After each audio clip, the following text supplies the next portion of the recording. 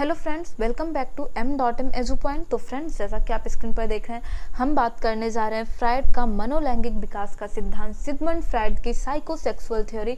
और हाँ जी बिल्कुल, हम लास्ट वीडियो में फ्रूड का साइको एनालिटिक थ्योरी के बारे में बात कर चुके हैं। और यार, अगर अभी तक आपने नहीं देख रखा है देन नीचे डिस्क्रिप्शन बॉक्स में लिंक गिवन है, आप जाके देख सकते हो। आप चैनल को विजिट कर लीजिएगा, आपको सारे साइंटिस्ट के थ्योरी जो है वो ईजिली मिल जाएगी। आप चैनल को विजिट कर सकते हैं।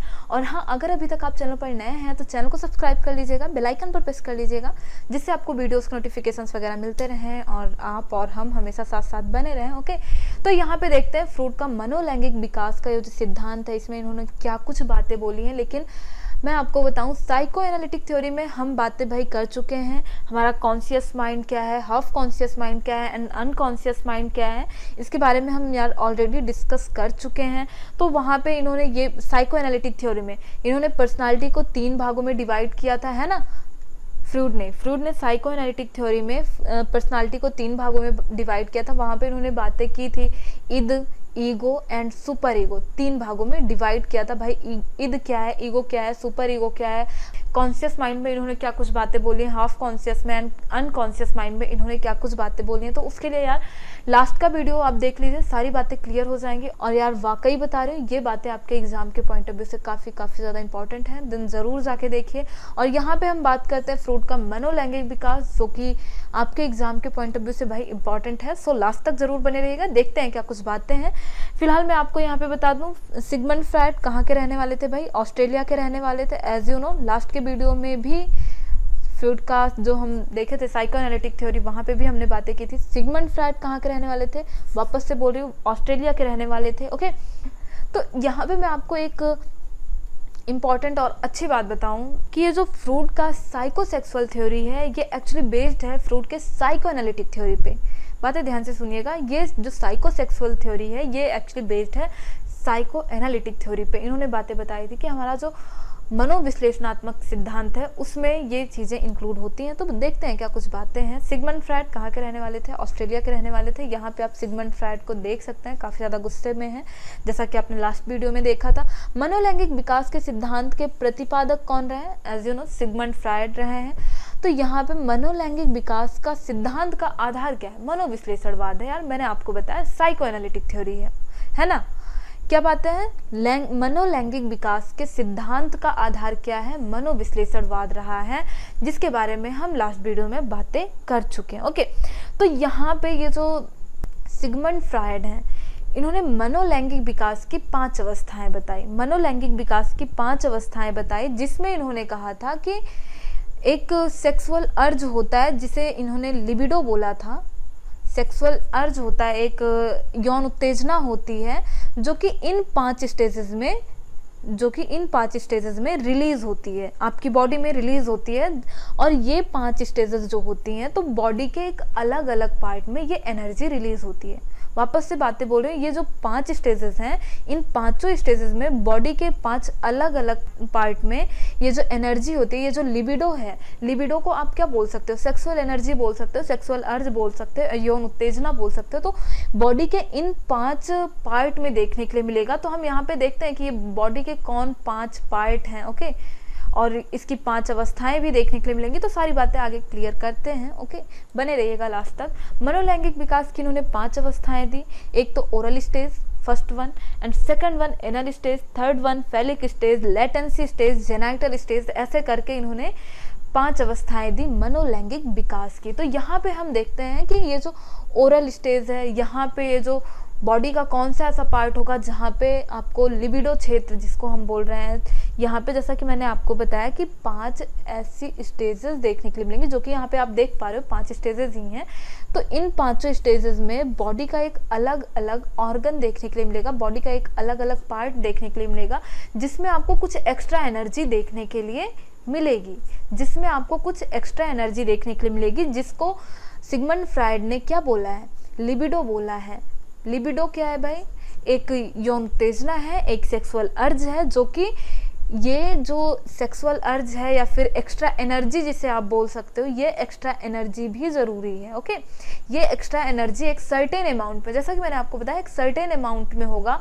और इस अमाउंट से अगर ये एनर्जी कम या ज़्यादा कुछ भी होती है तो आपको एबनॉर्मलिटीज देखने के लिए मिलेंगी। ओके, एंड आपने देखा भी होगा। ओके, तो देखते हैं कि ओरल स्टेज क्या है, एनल स्टेज क्या है, फैलिक स्टेज क्या है, लेटेंसी स्टेज क्या है एंड जेनाइटल स्टेज क्या है। तो बातें देखते हैं। ओके, ओरल स्टेज क्या है भाई, तो यहाँ पे ये लिबिडो क्षेत्र क्या होता है भाई, बच्चे का मुख होता है। और मैं आपको बताऊं ये ओरल स्टेज भाई कब से कब तक की अवस्था होती है या फिर कब से कब तक का टाइम पीरियड होता है, तो ये 1 से लेकर 1.5 साल तक की अवस्था होती है। 1 साल कह लीजिए या 18 मंथ कह लीजिए आप, 1 से 1.5 साल आप बोल सकते हो इजली। ओके, तो यहाँ पे ये जो बच्चा होता है, छोटा सा बच्चा जो होता है, 1 से 1.5 साल तक का जो बच्चा होता है, उसका जो सेक्सुअल अर्ज, जो एक्स्ट्रा एनर्जी आपको देखने के लिए मिलेगी, वो कौन से बॉडी के कौन से ऑर्गन में देखने के लिए मिलेगी भाई, मुख में देखने के लिए मिलेगी। बॉडी के कौन से ऑर्गन में देखने के लिए मिलेगी, मुख में देखने के लिए मिलेगी। मुख को लिबिडो क्षेत्र कहा है 1 से 1.5 साल तक के बच्चे को। ओके, 1 से 1.5 साल तक का जो बच्चा है उसके मुख को क्या कहा है, लिबिडो क्षेत्र का है, जिसके परिणाम स्वरूप बालक मुख से करने वाली समस्त क्रियाओं में आनंद की अनुभूति करता है। इवन आपने देखा होगा कि अगर छोटा सा बच्चा है, 1 से 1.5 साल तक का बच्चा है, उसे आप कुछ भी दे दो भाई, वो डायरेक्ट मुंह में डालता है मुंह में। तो यहाँ पे इन्होंने कहा है कि भाई ये जो इसका ओरल पार्ट है, यहाँ पे एक्स्ट्रा एनर्जी देखने के लिए मिलती है। एक्स्ट्रा एनर्जी देखने के लिए मिली, हाँ जी बिल्कुल मिली। यही तो हम बातें कर रहे थे शुरू में कि यहाँ पे आपको बॉडी के 5 ऐसे ऑर्गन देखने के लिए मिलेंगे इन 5 स्टेजेस में, जहाँ पे कुछ एक्स्ट्रा एनर्जी देखने के लिए मिलेगी। तो यहाँ पे आप फर्स्ट नंबर पे देख पा रहे हो, लिबिडो क्षेत्र क्या है, मुख है, वो जो जहाँ पे एक्स्ट्रा एनर्जी देखने के लिए मिल रही है, वो कौन सा एरिया भाई, मुख है। तो जैसे काटना, चूसना, निगलना, काटना, इन सब क्रियाओं का बच्चा आनंद लेता है। छोटा सा बच्चा, उसे कुछ नहीं पता होता, वो कुछ भी लेता है, डायरेक्ट मुंह में डालता है, आपने देखा है। ओके, आगे चलते हैं। आगे हम देखते हैं एनल स्टेज। तो एनल स्टेज जो गुदा अवस्था है, जिसको हम एनल स्टेज बोल रहे हैं, इसका टाइम पीरियड क्या है भाई, 2 to 4 ईयर। ओके, कब से कब तक का टाइम भाई, 2 to 4 ईयर। ओके, तो इस अवस्था में एनल स्टेज, आपको नाम से ही समझ आ रही होंगी कुछ बातें। इस अवस्था में बालक मल मूत्र का त्याग करना, रोकना, मतलब मल मूत्र त्यागना, रोकना, उसके बारे में बताना, आदि क्रियाकलाप का आनंद, आदि क्रियाकलाप में आनंद की अनुभूति करता है। ये सारे क्रियाकलाप बालक सीख जाता है और इन सारे क्रियाकलाप में वो आनंद की अनुभूति करता है। कौन कौन से क्रियाकलाप, बालक मलमूत्र का त्याग करना, रोकना, उसके बारे में बताना, ये सब सीख जाता है और इन सब से वो आनंद की अनुभूति करता है। आपने देखा होगा। ओके, इस अवस्था में बालक पहली बार अंतर्द्वंद की अनुभूति करता है अकॉर्डिंग टू सिगमंड फ्रायड। आपने देखा है कि मतलब यहाँ पे बच्चा छोटा सा रहता है, वो पहली बार मतलब जैसा कि यहाँ पे आप देख रहे हैं, टॉयलेट के बारे में बताना और उसको त्याग करना, इन सब के बारे में पहली बार मतलब एकदम कॉन्शियस माइंड से जानता है वो। तो यहाँ पे वो पहली बार अंतर्द्वंद की भावना की अनुभूति करता है। बच्चे को टॉयलेट आई होती है तो वो मम्मी के पास जाने में डरता है, सोचता है जाऊं ना जाऊं, जाऊं ना जाऊं, मम्मी काम कर रही है, डांट देंगी, ऐसे खींच देंगी। तो पहली बार अंतर्द्वंद की अनुभूति करता है, ये बातें। ओके, और यहाँ पे बालक का जो व्यवहार होता है, बच्चा जो होता है थोड़ा सा क्रोधी होता है, चिड़चिड़ा होता है, कंजूस प्रवृत्ति का आपको देखने के लिए मिलेगा। 2 से 4 साल तक का बच्चा होता है, वो थोड़ा बहुत कुछ समझने लगता है चीज़ें। अगर छोटा सा बच्चा है, वो टॉफ़ी लिया है तो आप उसे मांग के देख लीजिए, वो शायद ही दे दे। तो कंजूस प्रवृत्ति का भी थोड़ा हो जाता है, क्रोधी हो जाता है, चिड़चिड़ा हो जाता है, ये सब कुछ कैरेक्टर हैं। लेकिन हाँ, यहाँ पे इस अवस्था में ध्यान रखिएगा, बालक जो है मल मूत्र का त्याग करना, रोकना, उसके बारे में बताना, इन सब क्रियाओं को करके उससे आनंद की अनुभूति करता है। एंड ओरल स्टेज में आपने देखा है कि मुख के द्वारा की जाने वाली जो क्रियाएं होती हैं, काटना, चूसना, निगलना एंड ऑल, उससे आनंद की अनुभूति करता है। एंड थर्ड स्टेज पे चलते हैं हम। थर्ड स्टेज में देखते हैं फैलिक स्टेज। फैलिक स्टेज में हम क्या देखते हैं भाई, ये लिंग अवस्था है। ये कब से कब तक की अवस्था होती है, 4 से 6 वर्ष तक की अवस्था होती है। बच्चा थोड़ा बड़ा हो गया है, अब 4 से 6 साल तक का बच्चा हो गया। इस अवस्था में बालक में ओडिपस एंड बालिकाओं में इलेक्ट्रा ग्लैंड का डेवलपमेंट हो जाता है। ओके, क्या बालक में ओडिपस एंड फीमेल में इलेक्ट्रा ग्लैंड। तो जो बालक होता है उसमें ओडिपस ग्लैंड का डेवलपमेंट होता है, दैट्स वाई वो अपनी मम्मी से ज़्यादा अफेक्शन शो करता है। ओके, एंड इलेक्ट्रा ग्लैंड बालिकाओं में डेवलप होती है। इसकी वजह से इलेक्ट्रा ग्लैंड के डेवलप होने के कारण जो गर्ल्स होती हैं वो अपने पापा के प्रति ज़्यादा स्नेह दिखाती हैं, अपने पापा से ज़्यादा अफेक्शन शो करती हैं। ओके, बातें क्लियर होती हैं, होनी भी चाहिए। ओके, बातें क्लियर रखिएगा। यहाँ पे क्या बातें हो रही हैं, बालक जो होता है वो अपनी माता से ज़्यादा अफेक्शन शो करता है। क्यों? क्योंकि उसमें ओडिपस ग्लैंड का डेवलपमेंट होता है। ओके, यहाँ पे इसे क्या कहा गया है, लिंग अवस्था कहा गया है। बच्चे को थोड़ा थोड़ा समझ आने लगता है कि हाँ मैं लड़का हूँ, मैं लड़की हूँ। ओके, ये सारी चीज़ें बच्चे को थोड़ा बहुत समझ आने लगती हैं और उसको ये भी पता चल जाता है कि हाँ भाई अब मेरा जेंडर नहीं चेंज हो सकता है। एंड जो गर्ल्स होती हैं, गर्ल्स जो होती हैं वो अपने पापा से ज़्यादा प्रेम करती हैं, पापा के प्रति ज़्यादा अफेक्शन शो करते हैं because of development of Electra gland. Okay, बातें क्लियर होती हैं, ये बातें यहाँ पे याद रखिएगा। ओडिपस ग्लैंड का डेवलपमेंट किस में होता है, बालकों में होता है, एंड इलेक्ट्रा ग्लैंड का डेवलपमेंट बालिकाओं में होता है। और इलेक्ट्रा ग्लैंड के वजह से बालिकाएं अपने पापा के प्रति ज्यादा अफेक्शन शो करते हैं, एंड ओडिपस ग्लैंड के डेवलपमेंट के कारण बालक अपनी माता के प्रति, अपनी मम्मी के प्रति ज्यादा अफेक्शन शो करते हैं। एंड हाँ, आपने सुना भी होगा पापा की परी एंड मम्मी का लाडला, ऐसे टाइप में, है ना। ये सारी बातें आपने सुनी होगी। तो ये सारी चीज़ें मैं आपको समझने के लिए बता रही हूँ, और तो ठीक है, फिलहाल सब लगभग मम्मी पापा सब बराबर ही हैं। ओके, एंड आगे चलते हैं लेटेंसी स्टेज। लेटेंसी स्टेज, यहाँ पे आपको नाम से कुछ बातें समझ आ रही होंगी, उम्मीद करती हूँ। अव्यक्तावस्था, तो यार यहाँ पे इसके नाम से ये बातें तो ज़रूर समझ आ रही हैं कि कुछ ना कुछ ऐसा ज़रूर है जिसे व्यक्त नहीं किया जा सकता है, जिसे बताया नहीं जा सकता है। और अगर इसके टाइम पीरियड की बात कर लें तो 6 से 12 वर्ष तक की ये जो अवस्था होती है, बालकों की जो ये 6 से 12 तक की अवस्था होती है, उसे हम किस नाम से जानते हैं, अव्यक्तावस्था, latency stage, according to Sigmund Freud. Okay, किसके अकॉर्डिंग भाई, सिगमंड फ्राइड के अकॉर्डिंग। तो इस अवस्था में क्या होता है, जैसा कि यहाँ पे बोला गया अव्यक्तावस्था, तो यहाँ पे हम बात क्या कर रहे हैं, यहाँ पे हम यही तो बात कर रहे हैं कि बॉडी का ऐसा कौन सा पार्ट है जहाँ पे एक्स्ट्रा एनर्जी देखने के लिए मिलेगी, जिसको, और जहाँ पे जिस ऑर्गन में, जिस बॉडी पार्ट में ये एक्स्ट्रा एनर्जी देखने के लिए मिलेगी, बस उसी को सिगमंड फ्राइड ने क्या कह दिया है भाई, लिबिडो क्षेत्र कह दिया है, बॉडी का लिबिडो क्षेत्र कह दिया उस स्टेज में। तो हो ना हो यहाँ पे हमें ऐसा कोई पर्टिकुलर बॉडी का कोई ऑर्गन नहीं देखने के लिए मिलता है जहाँ पे एक्स्ट्रा एनर्जी देखने के लिए मिले। बातें ध्यान से सुनिएगा, मैं ये बातें बोल रही हूँ कि पर्टिकुलर कोई ऑर्गन नहीं देखने के लिए मिलता है कि जहाँ पे एक्स्ट्रा एनर्जी देखने के लिए मिले। ओके, तो वहाँ पे देखिए, इसमें लिबिडो क्षेत्र क्या होता है भाई, अदृश्य होता है, ऐसा बोले हैं सिगमंड फ्राइड साहब।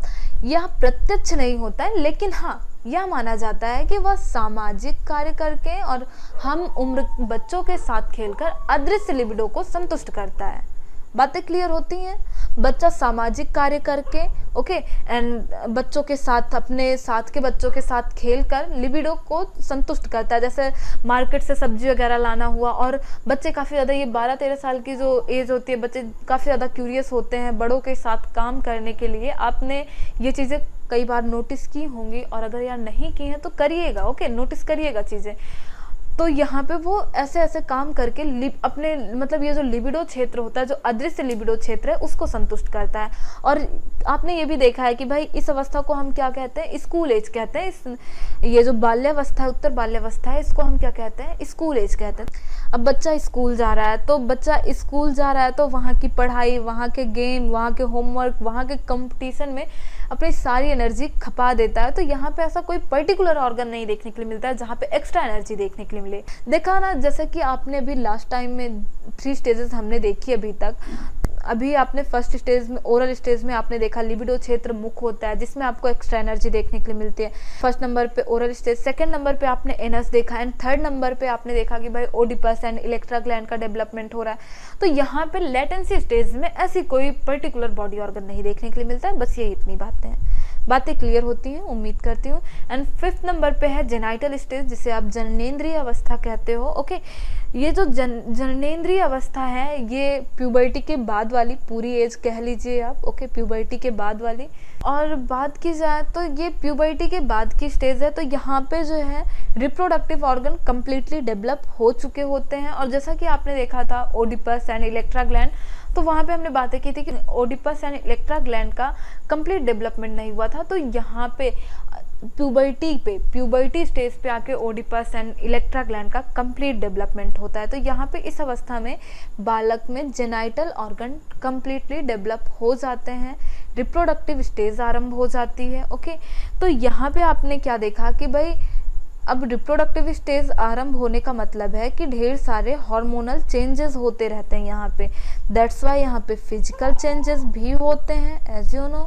ओके, तो इन सब के कारण रिप्रोडक्टिव ऑर्गन कंप्लीटली डेवलप हो जाते हैं। तो फिजिकल चेंजेस मतलब कि रिप्रोडक्टिव ऑर्गन कंप्लीटली डेवलपमेंट हो गया है, रिप्रोडक्टिव ऑर्गन का कंप्लीटली डेवलपमेंट हो गया है, रिप्रोडक्टिव ऑर्गन डेवलप हो चुके हैं, तो हम इसे क्या बोलते हैं भाई, रिप्रोडक्टिव स्टेज बोलते हैं, रिप्रोडक्टिव स्टेज बोलते हैं। और मैं आपको यहाँ पे एक इम्पॉर्टेंट बात और बताऊँ तो ये भाई वो अवस्था है जहाँ पे जेनाइटल स्टेज, ये जिसे आप जेनाइटल स्टेज बोल रहे हो, जननेंद्रिय अवस्था बोल रहे हो, यहाँ पे अपोजिट जेंडर जो होता है वो मतलब अट्रैक्टिव होता है, उससे काफ़ी ज़्यादा आकर्षण बनता है, और यहाँ पे जो रिलेशनशिप बनते हैं वो स्ट्रॉन्ग अट्रैक्शन होता है, स्ट्रॉन्ग रिलेशन बनते हैं इस स्टेज में। यहाँ पे स्ट्रॉन्ग रिलेशन बनते हैं जो कि लोग लाइफ टाइम कंटिन्यू रखते हैं।